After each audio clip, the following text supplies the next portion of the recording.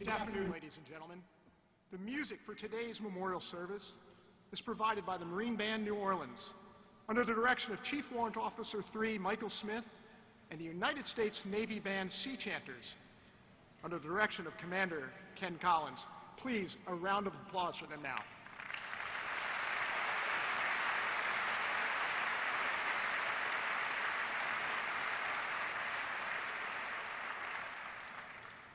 On behalf of the Commander, Marine Forces Reserve and Marine Forces North, Lieutenant General Richard P. Mills, and the Chief of Navy Reserve and the Commander, Navy Reserve Force, Vice Admiral Robin R. Braun, welcome to today's memorial service, where we'll honor the lives of 5 American servicemen: Gunnery Sergeant Thomas Sullivan, Staff Sergeant David Wyatt, Sergeant Carson Holmquist, Logistics Specialist 2nd Class Randall Smith, and Lance Corporal Squire Wells.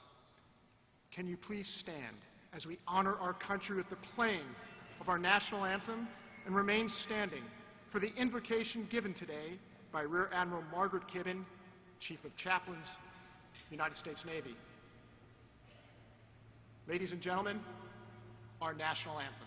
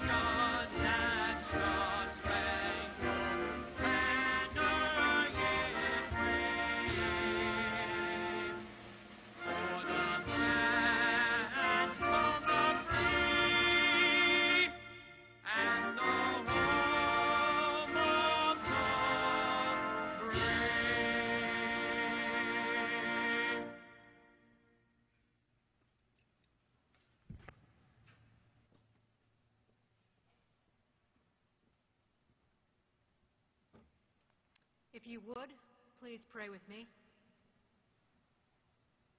God, our Creator, for whom one day is as 1,000 years, and 1,000 years as one day, for us 7 minutes have cost us 5 lifetimes.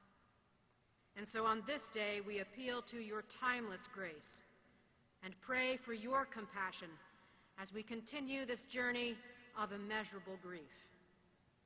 We ask that you would lift up our heavy hearts, that we would know the strength and comfort of your abiding presence. Preside over this ceremony and stand alongside those who grieve the loss of a cherished past and a hoped-for future with these sons, husbands, fathers, and brothers. In this moment, and in the days, months, and years ahead, assure and comfort each who grieve with the eternal promise of your steadfast love. Cover them with tangible evidence of your care as they are surrounded this day with friends, neighbors, and family. Remind them now and in the times of their deepest need of the certainty of your provision poured out through the generosity and vigilant support of this community of Chattanooga and this entire country. May the words and the tributes offered, though dimmed with tears, express the depth of our gratitude to you for allowing us to have shared our days with these heroes who throughout their short lives selflessly dedicated themselves to serve this country. May our appreciation for their sacrifices bear fruit, that each of us would be encouraged to reach into the wells of your grace and respond just as fearlessly and faithfully to preserve the future for our children and the freedom of this nation. In our service to you and in the strength of your name we pray. Amen. Thank you. Please be seated.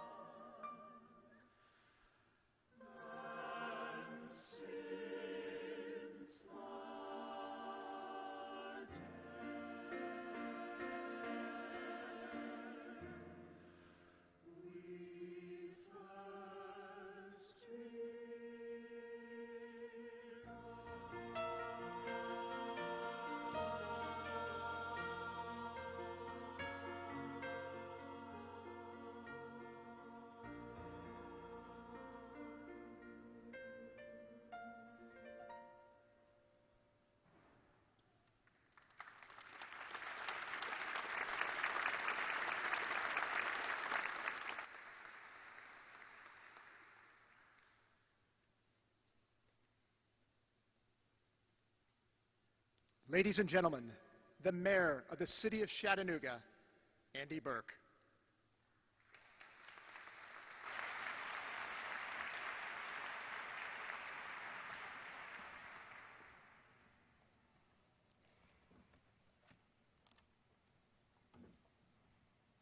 Mr. Vice President, Secretary Carter, Secretary Mabus, honored members of the United States Navy and Marine Corps, the families of our fallen heroes, ladies and gentlemen.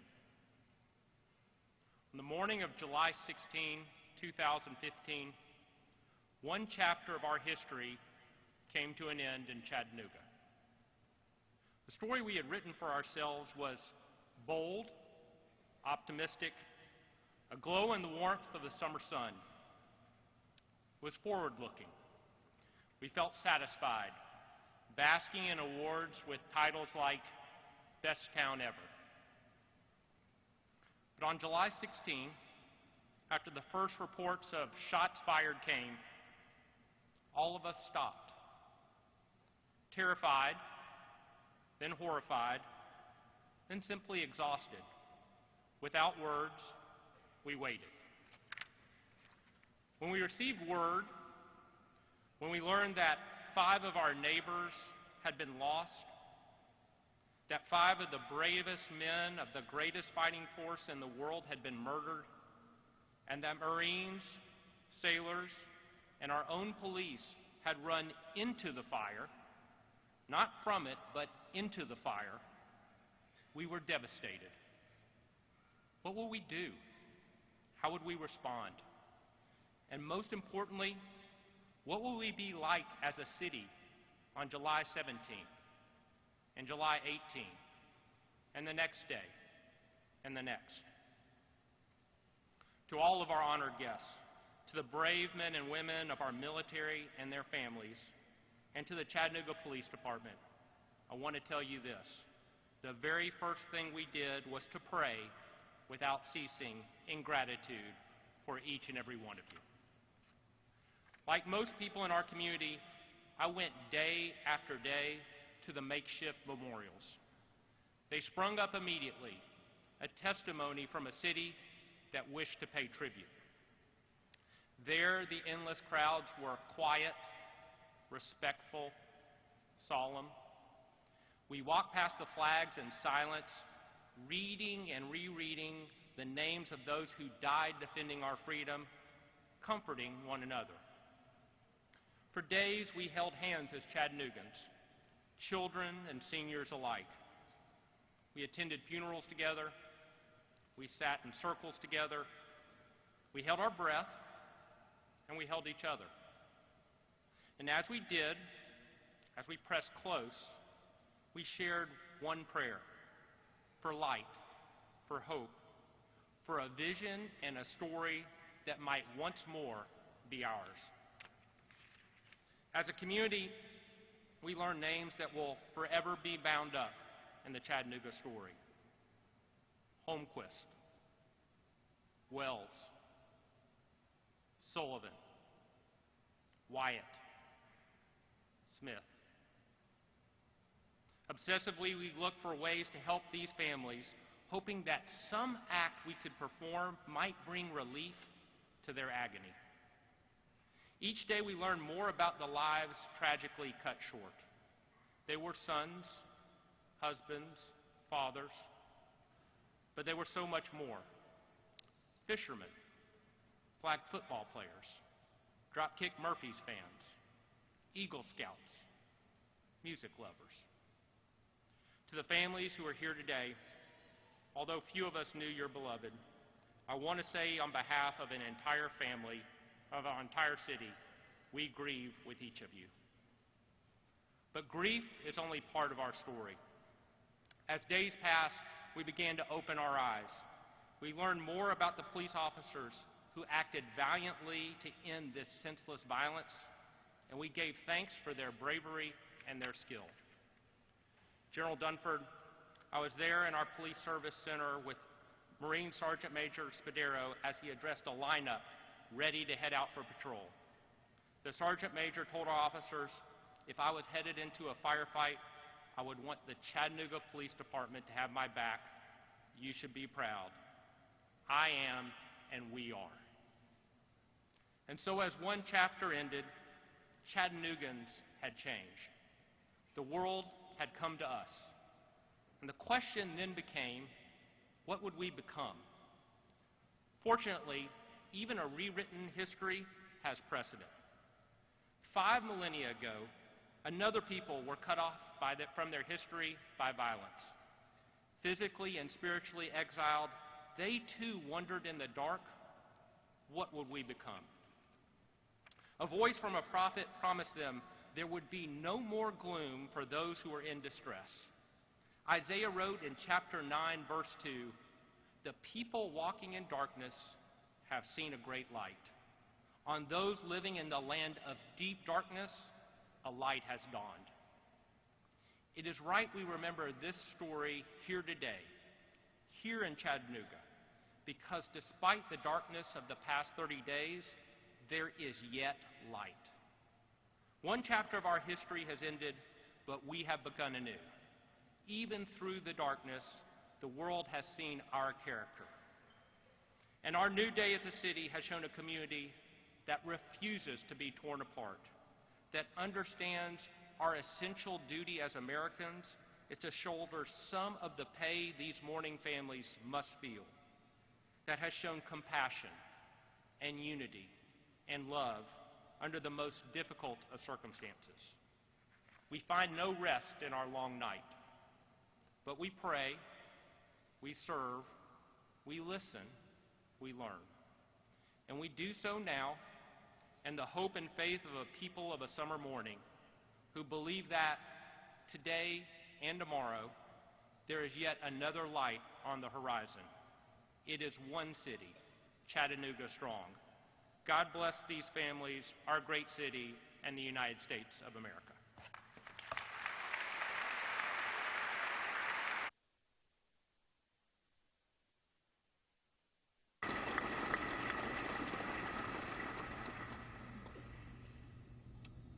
Ladies and gentlemen, the commanding officer of Battery M, 3rd Battalion, 14th Marines, Major Michael Abrams.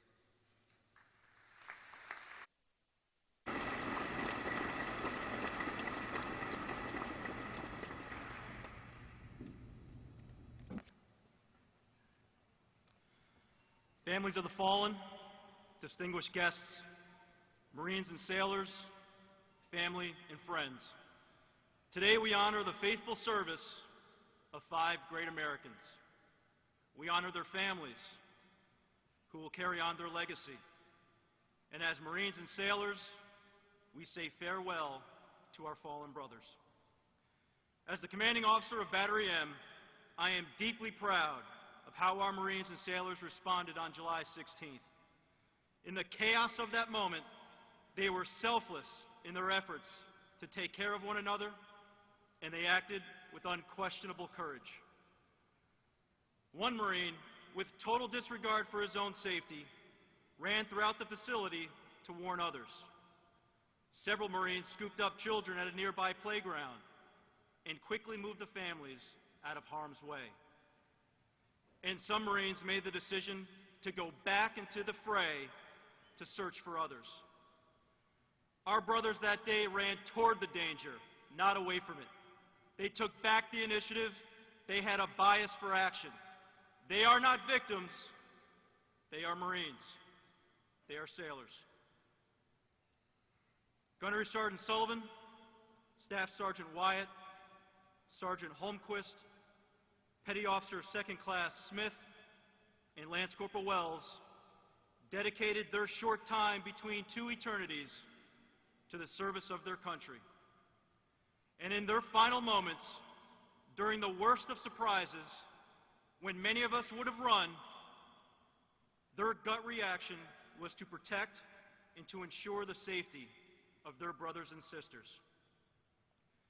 These men leave behind a legacy of selflessness and courage that humbles and inspires each one of us, and they will always be remembered. There is another legacy that our fallen brothers leave behind. heartbroken families who have lost their husbands, fathers, brothers, and sons. There are no words that we can offer to make this loss easier or to shorten your grieving. We can only offer our heartfelt condolences and let you know that these men were loved and that they have joined the ranks of the many heroes who died in the service of our country. To the tens of thousands of people in Chattanooga, Grantsburg, Springfield, and Marietta who came out to show their respects with tears in their eyes and hands over their hearts, to the Chattanooga police officers and EMTs who quickly and courageously responded to our calls, and to all of the community members and former Mike Battery Marines who provided unbelievable support during this difficult time, know that we felt your pain and we experienced your love. In a moment that shook this community, you all were there to help us continue to move forward, and we cannot thank you enough. Finally, to our enemies, whoever and wherever you may be, we will not succumb to fear. You will never touch what's in our hearts and what's in our minds. This act has only strengthened our resolve and rallied the will of this nation. We will continue our mission here in this great city just like we've done for the past 68 years. And when the Marines of Battery M get the call to once again deploy and fight for our country, we will be ready. Semper Fidelis.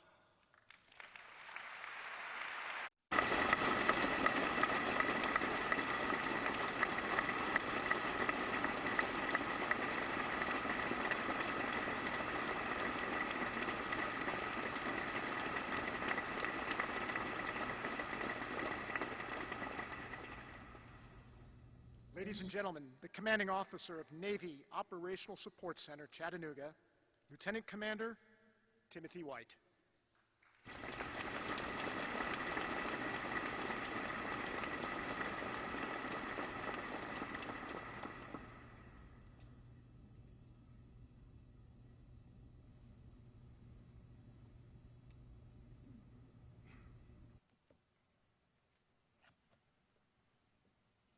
Calmness, rustling leaves, screeching tires, gunfire.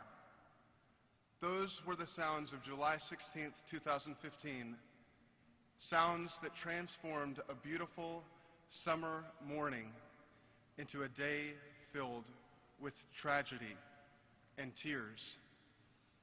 Sounds that few heard but will never be forgotten. Certainly not by those of us who lived through them. And sounds that affected so many lives inside and outside of Chattanooga and throughout our great nation. Good afternoon, ladies and gentlemen. Thank you all for being here to honor our fallen heroes. I stand before you today as a voice of hope, a hope to return to that calm. That Thursday morning of July 16th is a date all of us here today will never forget. On that day, 4 brave Marines lost their lives, and 1 amazing sailor was mortally wounded. They died as they lived, doing their duty, with honor, courage, and commitment, defending their fellow sailors and Marines, even at the expense of their own lives. These men volunteered to serve. They were sons, brothers, fathers. We are eternally grateful for their sacrifice and the sacrifice of their families. But the story does not, it cannot, it will not end here. The Navy and Marine Corps team will not falter in our mission, defending the Constitution of the United States of America against all enemies, foreign and domestic. We, the living, must rededicate ourselves here to the cause for which these brave men gave their lives. It is hard to keep from feeling like we should stop and pause. Stop the mission to mourn for our brothers. But they were warriors. They would not want us to stop for their sakes. They would want us to do our duty with more tenacity, heightened vigor, unwavering commitment, and undaunted courage. They would want us to do our duty, and we will do it. And in doing so, we will honor our fallen. We will continue to pursue our mission with excellence and perseverance. Here in Chattanooga, the price for freedom on July 16th was high. Freedom doesn't come easy. It never has. But freedom is worth fighting for, and if necessary, dying for. These heroes knew this. They valued freedom, not just their own freedom, but my freedom and your freedom. Our enemies seek to divide and distract us. As long as we remain united, firm in our devotion to our duties and our country's principles, we will never be defeated. I am here to tell you today that the July 16th attack only made us more firm in those devotions. It only bound us more tightly in pursuit of our mission. Those men, those warriors whom we lost here would not want us to mourn forever. They would want us to pick up our pack, to carry on, and fight the good fight so that this nation will never again feel this terror. That is how we return to the calm, always remembering, always serving, always being faithful in our fight to freedom. It is a privilege to be with you here today to honor those who have paid the ultimate sacrifice and price for freedom. I thank God for them. I thank God for you. I thank God for this great nation. May He guide you, and may He bless the United States of America. I salute you. Thank you.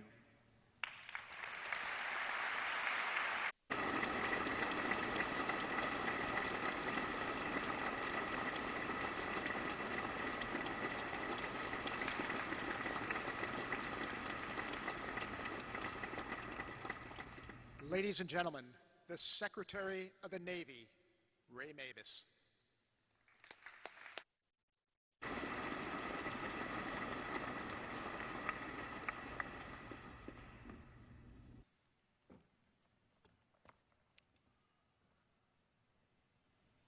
As a military organization, we have experienced far too often the searing pain of combat losses and honored the many who, in Lincoln's words, laid their lives as sacrifices on the altar of freedom. Today, we honor 5 patriots who have made the same sacrifice in the service of their nation, this time here at home. We very rightly set aside special days and have solemn rituals to recognize, remember, revere the men and women in uniform who have paid the final price in the defense of America.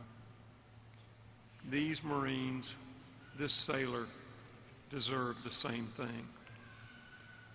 We are a family, the Navy and Marine Corps family. We work together, we serve together, we overcome together. As a family, we grieve together. Together, we will assure that they, like those who went before, will be remembered as heroes, because that is what they are, heroes. Ordinary people facing extraordinary circumstances.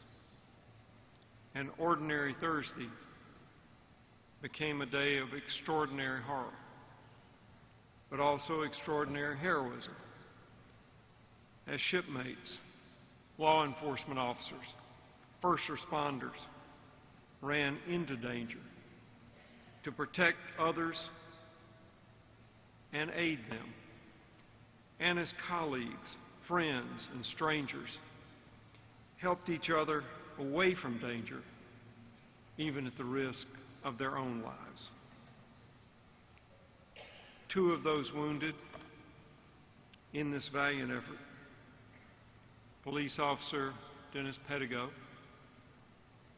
and Marine Sergeant DeMonte Chile, is with us. He is with us today. So we memorialize as heroes those we lost and profoundly thank the heroes who are here today. And the courage witnessed that Thursday did not end with the closing of that awful day. Recruiters nationwide went to work on Friday, encouraging and assisting the nation's finest young men and women in joining the Navy and Marine Corps. And on Saturday and Sunday, tens of thousands of reservists reported for their drill weekend. This pure act of evil could not keep them from their duty. That commitment is the essence of sailors and Marines. It was demonstrated under the worst of circumstances on July 16th, and it has not wavered since. Still, we know it will take time for those with visible and invisible wounds to heal.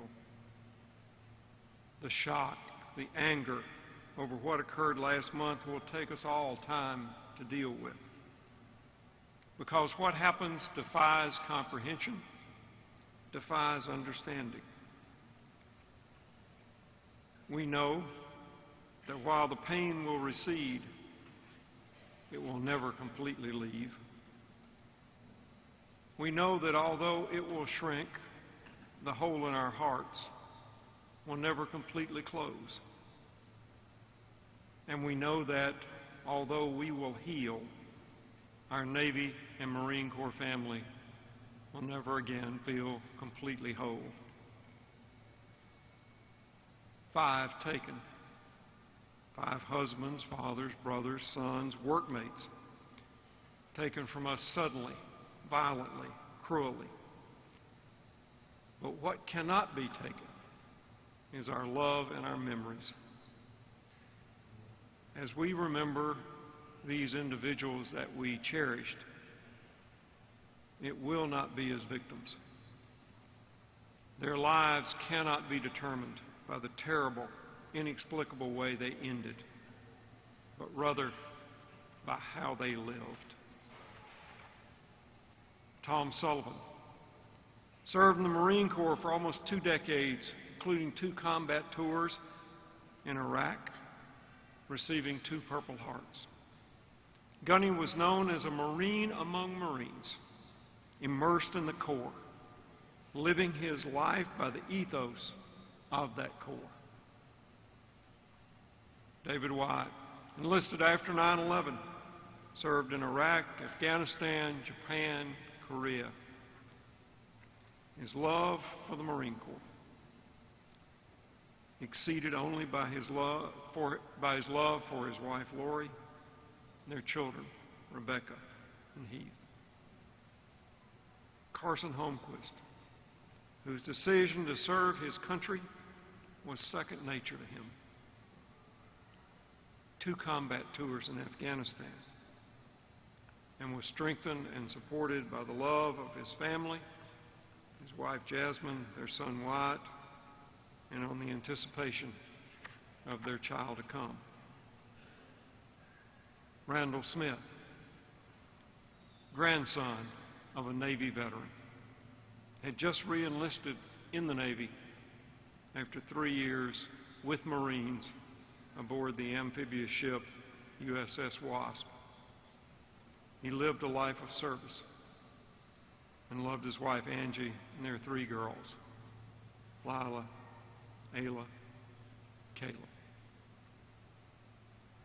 Skip Wells, in the Marine Corps for only a year, but even in that time stood out as someone who cared more about his fellow Marines and the mission than he did about himself. These are each unique individuals. But as I've spoken to their families and friends, common threads emerge: a love of family and country, the value and pride placed in serving America, and the values that others placed on their lives. Today, we remember them and we mourn. Tomorrow, they join so many other Navy and Marine Corps heroes whose lives and deeds shine forever bright. And in the days and months and years that follow, together, we will remain as they did. Semper Fortis, always courageous. Semper Fidelis, always faithful.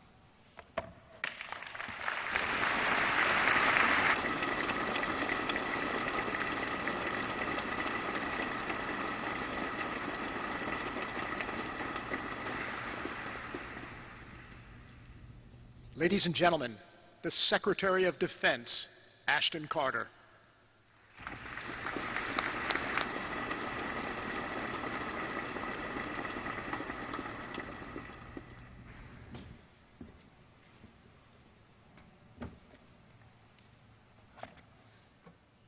To the families of Gunnery Sergeant Sullivan, Staff Sergeant Wyatt, Sergeant Holmquist, Petty Officer Smith, and Lance Corporal Wells, to you, it's with heavy hearts that Stephanie and I join you this afternoon. We have no words for what you feel today, because try as we may, and try as we do, we can never fully know. But we do know what the lives of your loved ones meant to the security of our country, and we will never forget. Vice President Biden, you honor the force with your presence today, as you do so often. Secretary Mabus, Admiral Greenert, General Dunford, Governor Haslam, Mayor Berke, distinguished members of Congress, guests, and ladies and gentlemen, as we gather today, we cannot erase the pain of our loss, but still we come together as fellow citizens to honor these 5 fallen patriots, to mourn with those who love them, to provide comfort and healing as best we can, to remember the lives these brave men led, to reflect on the meaning their lives have for us, the duty their deaths impose upon us. Their lives were truly exemplary. Many of them served abroad and fought on the front lines of faraway battlefields in places like Iraq and Afghanistan. And here at home, they were serving among the many men and women in uniform who represent our military communities in communities across the country, on the front lines of the force of the future. The meaning of their lives is therefore clear, crystal clear, and we will be forever proud of them. The meaning of their killing is yet unclear. What combination of disturbed mind, violent extremism and hateful ideology was at work, we don't know. Perhaps it will never be fully known, let alone fathomable by all who have the decency and conscience to value their fellow human beings. But we do know this. We know that we will do what it takes to protect the servicemen and women who protect us. This is something we, all of us, me, President Obama, Vice President Biden, Secretary Mabus, General Dunford, Admiral Greenert, all the men and women of the Department of Defense, this is something we take personally. That is why I've directed the military services to fundamentally review their domestic security procedures, as well as to take immediate steps to improve the security and force protection of our personnel. And we will do more if necessary.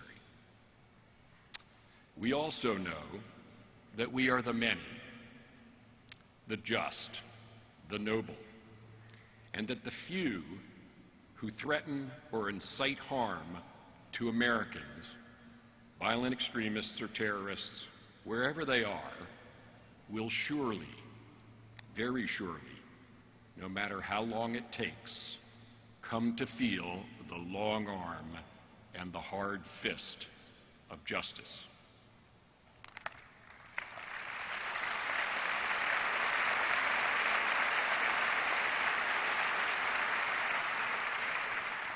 And we know that those who attempt to inspire fear or terror will find no satisfaction, will have no success in the United States of America. Instead, we come back. We come back from tragedy, stronger and more united. Because across America, our reserve facilities and recruiting centers are still open. Young men and women are still signing up to serve, to defend their country. They will carry forward the legacy of the fallen, and like them, they too will serve in the finest fighting force the world has ever known. Even here in this great city, Chattanooga, Tennessee, recruits are still lining up to volunteer, in some cases more than they were before. In fact, one future sailor named Alexis enlisted just last week. She'd been talking to recruiters in Chattanooga before the shooting, but this senseless violence only made her want to serve her country more. It only strengthened her resolve to stand up against fear and hatred. As she said the other day, we're not going to let one incident destroy us. We're all standing strong as a community and as a whole. That's the spirit of Chattanooga, the spirit of Tennessee, and the spirit of America and its military. And that's how we heal, by standing strong together. So to the Sullivan family, to the Wyatt family, to the Holmquist family, the Smith family, and the Wells family, you're part of our family, our military family, and you always will be. Your strength and sacrifice will continue to guide us, inspire us, and remain with us forever and ever. May God hold close and grant peace to the souls of those who no longer live with us, but will live on within us. May God watch over the soldiers, sailors, airmen, and Marines who continue to defend us all, and may God continue to bless this great nation, the United States of America.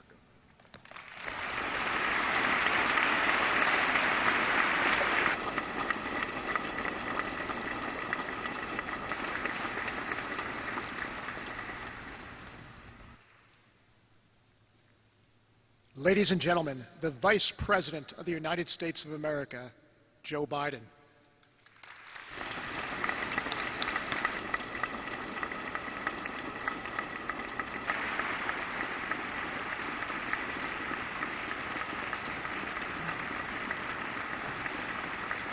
Thank you. Thank you.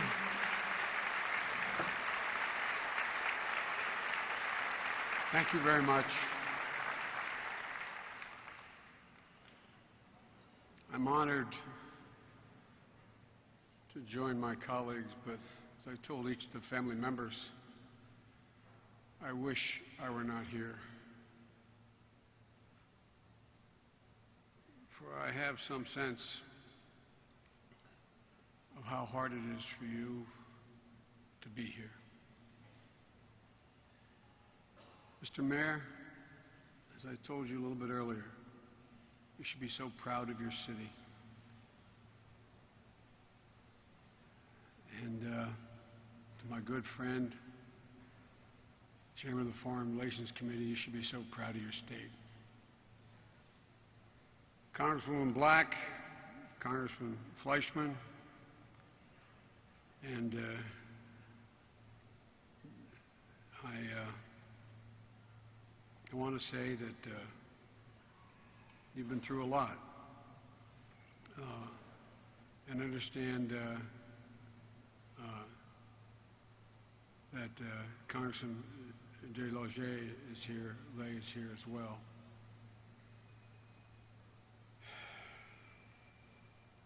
Isaiah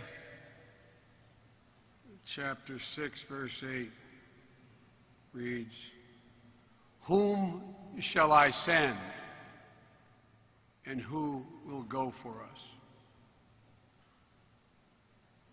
Each man we honor today gave the same response in Isaiah. "Here I am. Send me. Send me." Gunnery Sergeant Tommy Sullivan, tethered to his Irish roots, chastened by his Italian mom. Great combination, Mom. A Red Sox fan, a neighborhood kid who never really left the neighborhood except to go to Iraq twice. 2 Purple Hearts, as we Irish say, a heart of gold. As his hometown paper said, everything a Marine should be. Staff Sergeant Dave Wyatt, Iraq, Afghanistan, in the darkest and most violent days of both those wars. Dave, an Eagle Scout, as a camp counselor pulling a young man trapped in a canoe below the water of a fallen tree, saving his life. As his hometown paper said, someone you could always count on. Sergeant Carson Holmquist, Afghanistan, son of a Marine, 2 tours in Vietnam, always respectful, always looking out for others. A Marine even before he took the oath. Petty Officer 2nd Class Randall Smith, grandson of a Navy veteran, has been pointed out already, a baseball star in his hometown, always smiling, always there for his friends. As they say in his town, someone you always wanted to be around. Lance Corporal Skip Wells, devout, a friend to everyone, always there, always wanted to be a Marine, to protect from the time he was a kid. His classmates in his hometown newspaper said he was always looking out for the other guy. It was no surprise to anyone who knew them, anyone who grew up with them, that they chose the profession they did. It was stamped in their DNA. Being a sailor, being a Marine is not what they did. It was like all of you, is who they are. They each said, "I'll go. I'm here. Send me." I didn't have the privilege of knowing any one of them personally, but oh, I knew them. Confident, committed, determined, trustworthy, passionate, and always, always loyal. I knew them. They were my son, and so many other sons I know. They were, with the exception of Sully, the 9/11 generation, but he was that too. Men of honor, men of faith, men of determination, imbued with a sense of duty that's hard to explain where they got it from. The sense of commitment to their family and friends from the time they were kids to the moment they died. Each of these guys, the best that I know, Bob, had this instinct to protect. Just an instinct. You grew up with guys like this. They had that instinct. You knew if you were in trouble, they'd be there. They were different. The commitment to family and friends,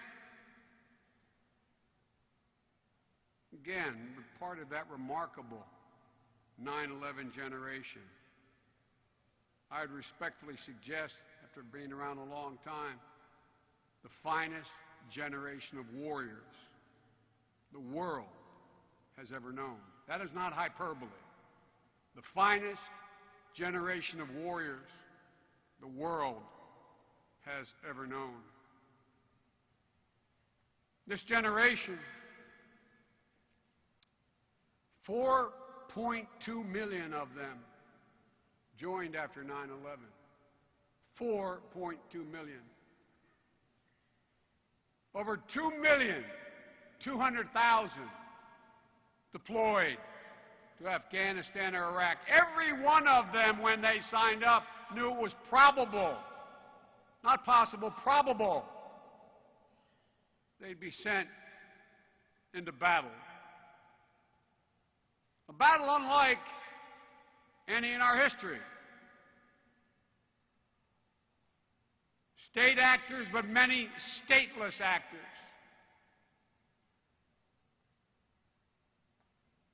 Difficult to tell, friend from foe.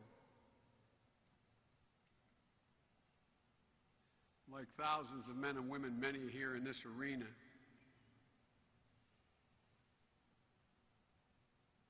they went. They raised their hand, said, "Send me."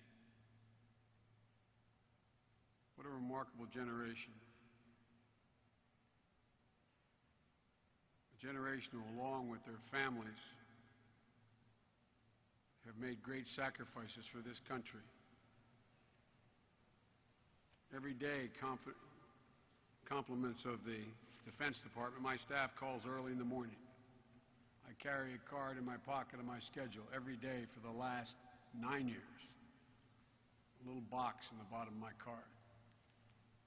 It lists the number of dead, the number wounded, not a general number, the exact number, the precise number, because every single solitary one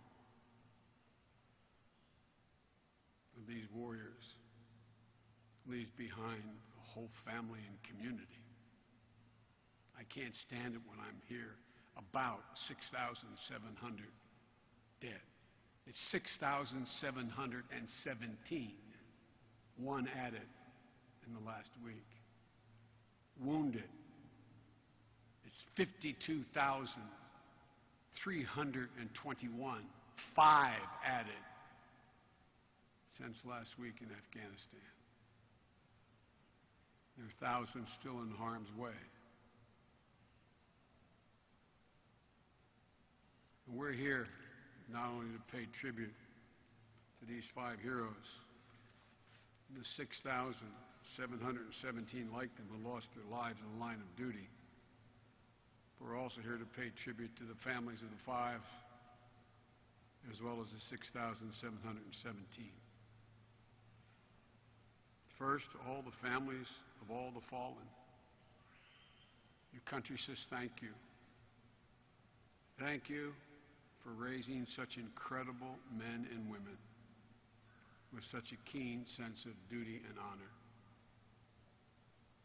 From the time I was a kid, my mother had a saying.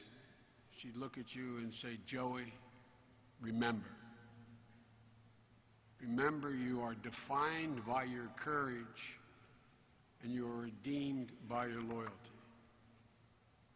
That was my mother's code. You are defined by your courage and redeemed by your loyalty. I say to the families here today, your sons, husbands, brothers, they are the purest example of my mother's standard. They met it and exceeded it. They were defined by their courage and redeemed by their loyalty. To the families here, as I said when I met you a moment ago, I've spoken to all of you on the phone before that. Thank you for sharing this memorial with us. I know it's hard. It's hard. Because it brings back it brings back that very moment when you got that call. For I know no memorial, no words, no acts can provide the solace your hearts yearn to acquire. That intense, consuming feeling of loss and emptiness that continues to linger, in some cases, grows more intense. But I do hope it eases your grief just a little bit, knowing that the people of your hometowns, the people of Chattanooga, and tens of millions of Americans really do grieve with you. I also know what incredible courage it took to be here. It requires you, as I said, to relive. But one of the things that I've learned that I want you to know, I hope you gain some solace from it, that people never talk about. Your courage is an inspiration to hundreds of thousands of people all across this country who are suffering and struggling with their own horrific loss. Maybe not as a consequence of wearing a uniform, but have lost a husband, a wife, a son, a daughter. And I promise you, as they struggle with their own tragedies, wondering, will I make it? Can I survive? They see you. They hear you. They've come to learn about you. And I promise you, you give them hope. Years from now, you'll be places you'll find people coming up to you you never, ever knew. And they'll say thank you to you. Thank you.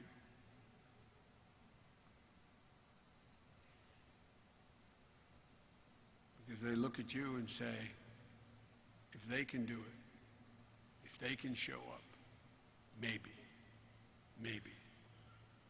I can do it. Maybe I can overcome. You're literally an inspiration, and America owes you just for being here. and always with the men we honor today. John Milton, the English poet, once wrote, "They also serve who only stand and wait."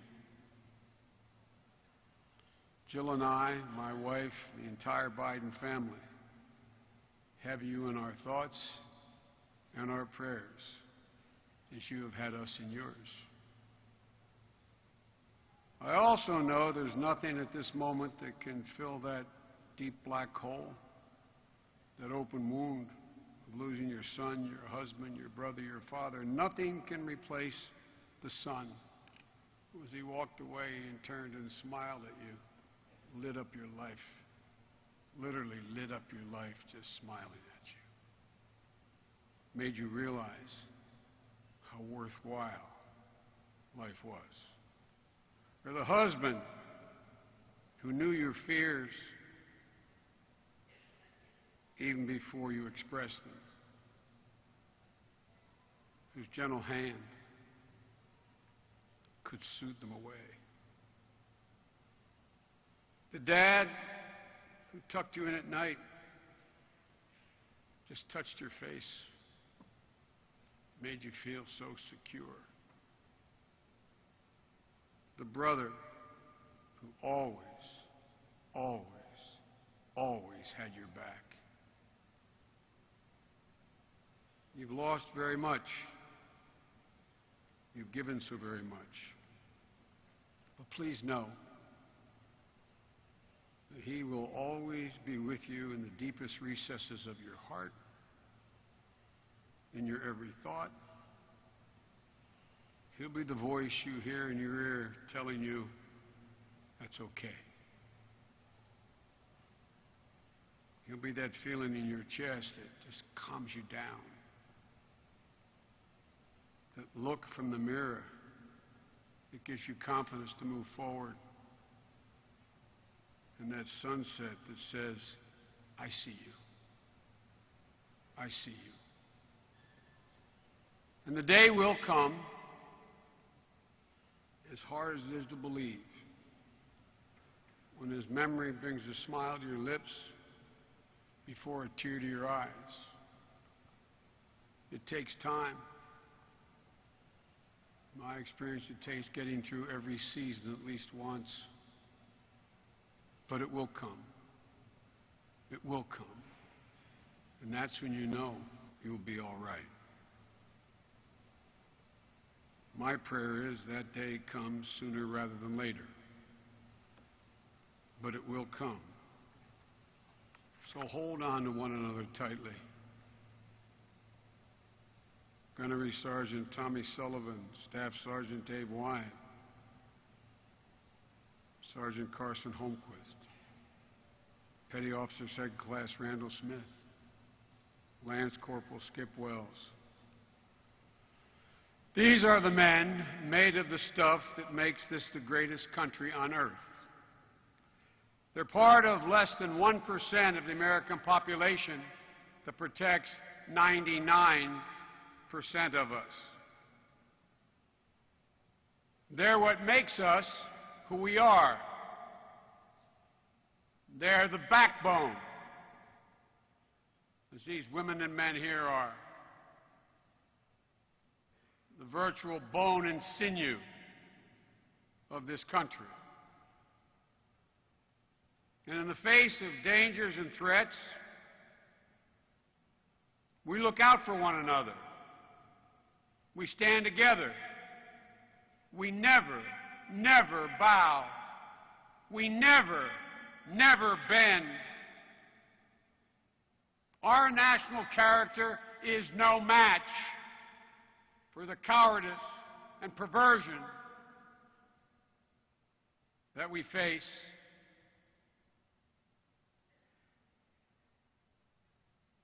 These perverse ideologues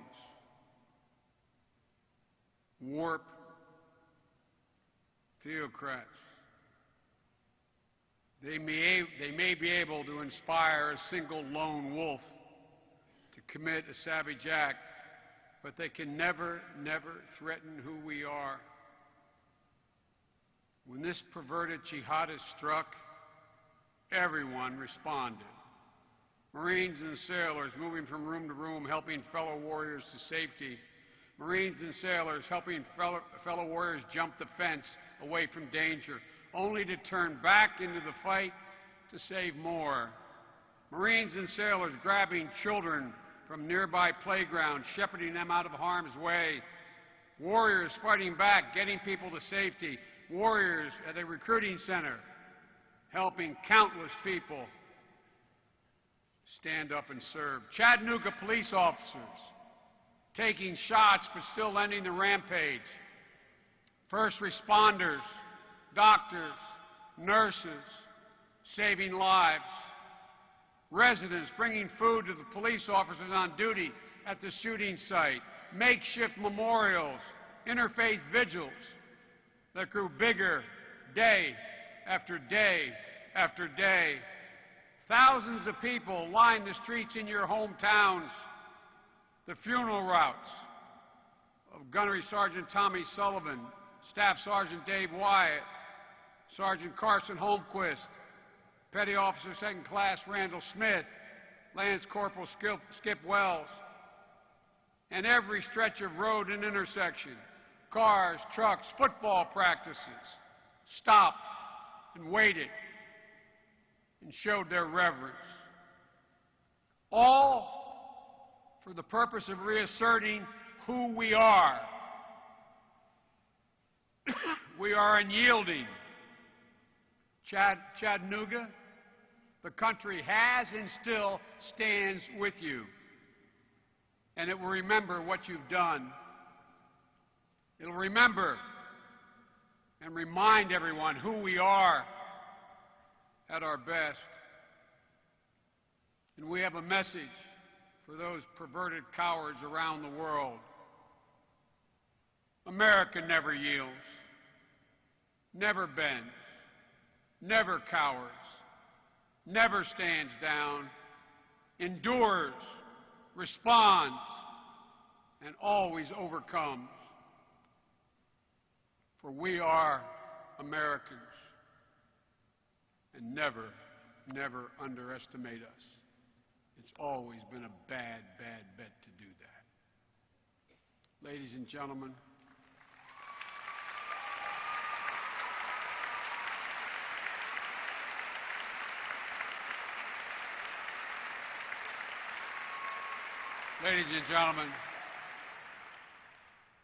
God bless each of the fallen and their families.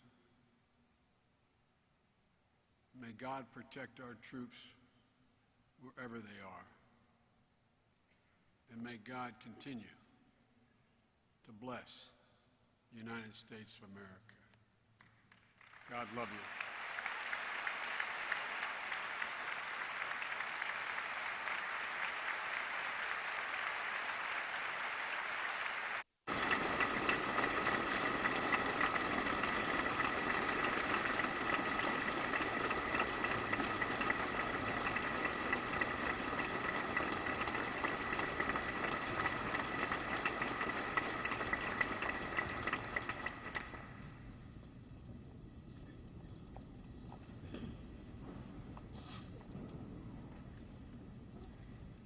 Ladies and gentlemen, will you please stand? For Lieutenant Commander James Story, Chaplain Corps, United States Navy, who will now offer the benediction.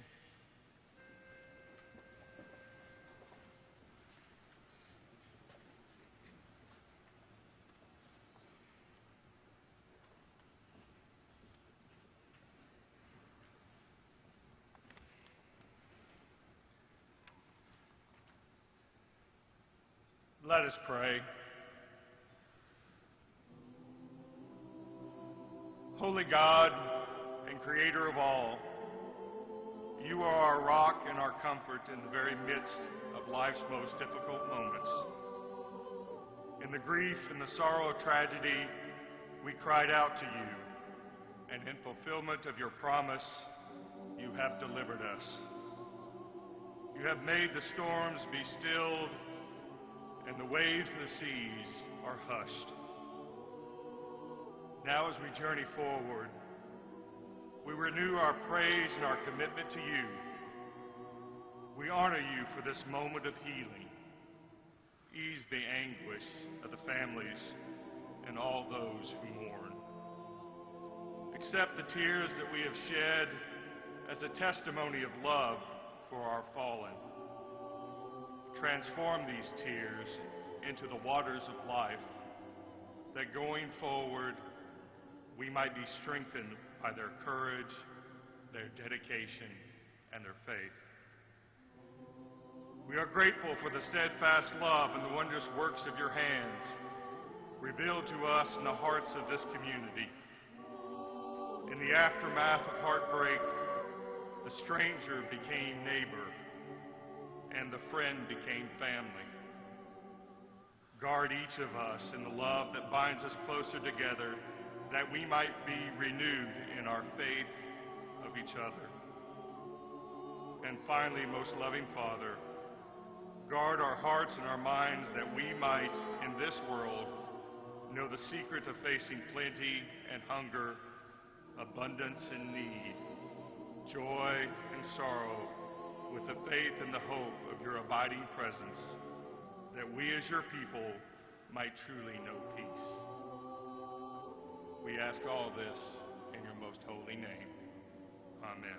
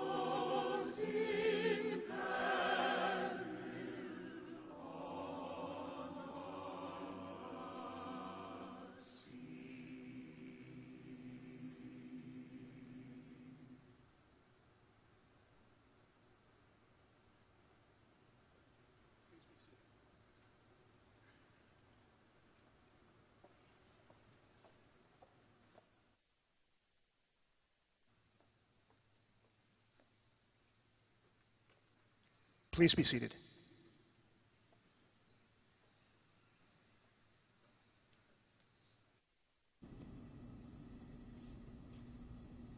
Battery first, Sergeant.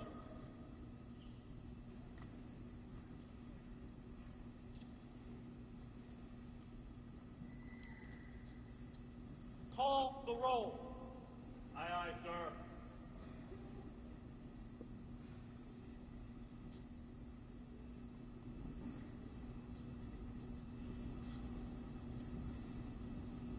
Gunnery Sergeant Dahl. Present. Staff Sergeant Estep. Present. Petty Officer First Class Brooks. Present. Sergeant Walters. Present. Lance Corporal Jeswald. Present. Gunnery Sergeant Sullivan. Gunnery Sergeant Thomas Sullivan. Gunnery Sergeant Thomas J. Sullivan. Staff Sergeant Wyatt. Staff Sergeant David Wyatt. Staff Sergeant David A. Wyatt. Sergeant Holmquist. Sergeant Carson Holmquist. Sergeant Carson A. Holmquist. LS2 Smith. Logistics Specialist, 2nd Class, Randall Smith. Logistics Specialist, 2nd Class, Randall S. Smith. Lance Corporal Wells. Lance Corporal Squire Wells. Lance Corporal Squire K. Wells.